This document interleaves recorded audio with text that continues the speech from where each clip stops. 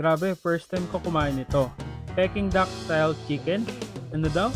Peking duck pero chicken. Medyo magulo pero ang sarap nito. For today's video mga box ay dumayo kami ni Bonita sa Las Piñas upang masubukan nga itong first ever Peking duck style chicken.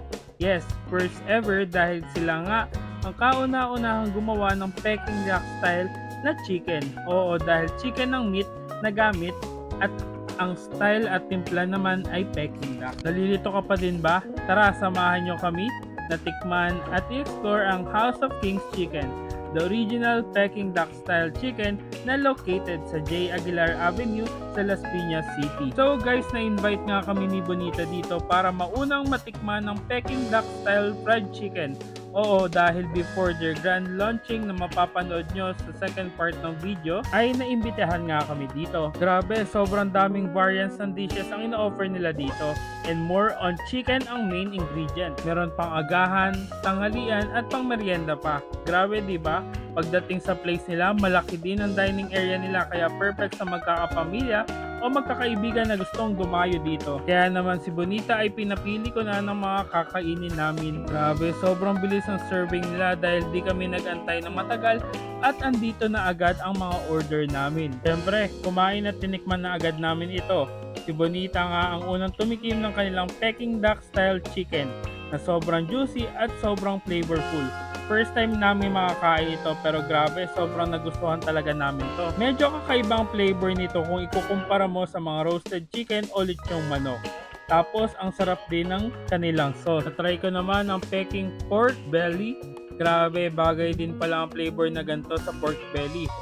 Panalo ang lasa nito na di mo pagsasawaan. Kung pang healthy living naman ang hanap mo, perfect tong in-order namin na quarter chicken with pita and salsa. Akalain mo bagay naman pala ang manok na i-partner dito, kaya kung ayaw mo ng rice, aba, perfect to sa inyo. Meron din pala ditong chicken fresh roll o kung sa normal na dishes ay lumpiang sariwa.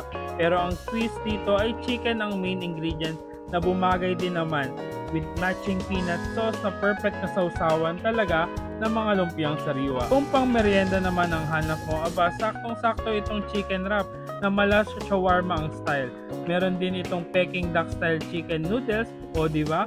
Medyo bago din to kasi nakasanayan natin kumain ng beef mami na baka ang laman. Pero ito, nabigyan nila ng ibang twist at manok naman ang nilagay nila. Grabe, sobrang dami nitong na-serve sa amin na pagkain. Kaya tara, kain muna tayo. Sa mga gustong dumayo, for sure ay open na sila for public pag-upload ko ng video na to. Located nga sila sa 585 J. Aguilar Avenue, Las Piñas City, sa tabi ng Gili at tapat ng BDO Las Piñas.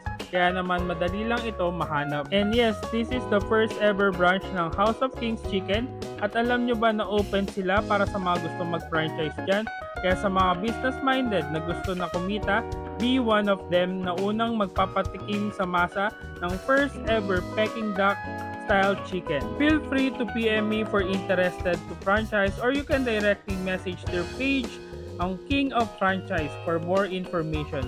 Huwag nyo kakalimutan banggitin ang pangalan ko para naman mabigyan kayo ng best deals and offers. O siya, medyo napapahaba na nga yung vlog for today. May part 2 pa to dahil invited nga kami sa grand launching in public ng House of Kings Chicken. See you sa susunod na vlog dahil di kami magsasawa ni Bonita na dumayo kung saan may mura, masarap at kakaibang kainan.